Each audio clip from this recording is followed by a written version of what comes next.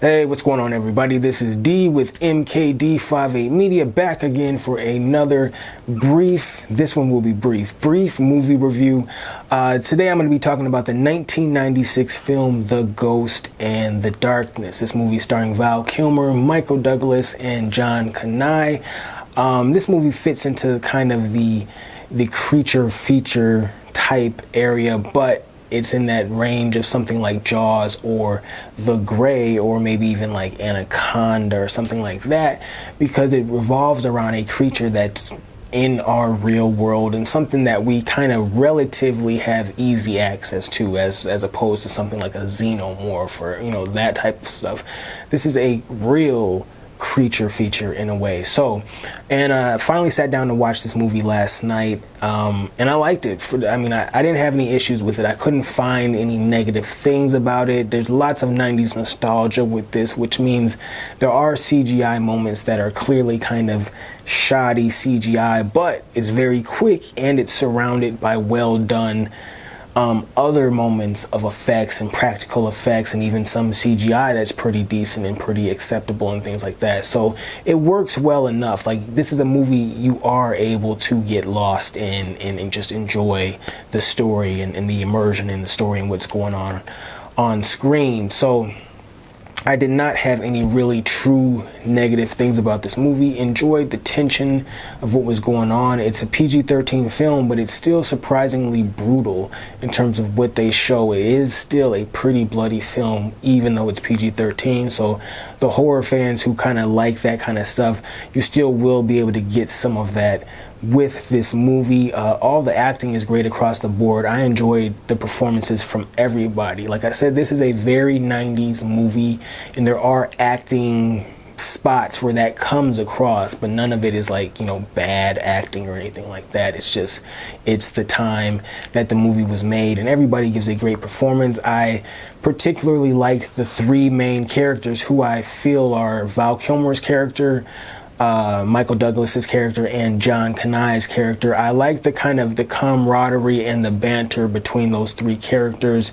There was a nostalgic vibe to that, just kind of watching three guys kind of join together to complete a task or to go into battle and kind of bond over that, and you know, just kind of talk shit to each other and have a laugh. And there was a feel-good vibe about the kind of the interactions between those three, and it made you root for them. You wanted them to survive and complete, you know, the situation, survive the situation, survive the peril. So that's a big plus there. So, and that's important for all these type of kind of action, violent type films. You want us to care about the characters. If we don't care about the characters, a lot of the action starts to become noise and things like that. So I think they really achieved that with the characters. Yeah, good movie. I don't want to stretch this out too long. My score for this film, I'm going to go 8 out of 10, just because being in that 7 range feels low, and I know 8 seems like a very high score, but the 7 to 7.5 range just feels kind of low for a movie that I don't have any complaints about. You know, it doesn't add up, as they say. So I'm gonna go 8 out of 10 for The Ghost and the Darkness, a movie that I would compare it to. I already kind of mentioned it, but it's worth mentioning again, because I actually feel this is a movie that you should watch along with this movie as kind of like a double feature for an afternoon or something, and that's The Grey. The movie stars Liam Neeson and a few other folks. Very comparable movies, even though I know the exact plots are different, but just very comparable movies in terms of how humans kind of historically feel about the creatures, the wolf and the lion. Both creatures at their most positive viewpoints are viewed as these kind of examples of majestic power and you know, alpha king and all of that type of stuff. And then at their most kind of negative lights are viewed as these very vicious killing machines. So it is very, so the reactions to both creatures, the natural human reactions when faced with the threat of one, feels like it would be kind of similar. I'm not gonna compare which one is more power, you know, which one would beat the other in a fight. I'm not really talking about that, even though I think we all kind of know the answer to that.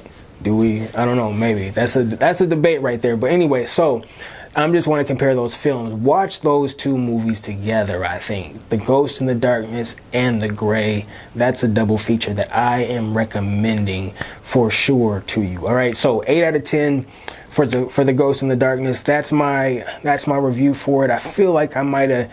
Hope I didn't leave too much out. I'm trying to work really harder on shortening these reviews. I tend to go long with the reviews just because there's so much you can talk about with these, you know, different films and things. So, but that is it, you guys. Thank you for watching, and as usual, I will catch you on the next one.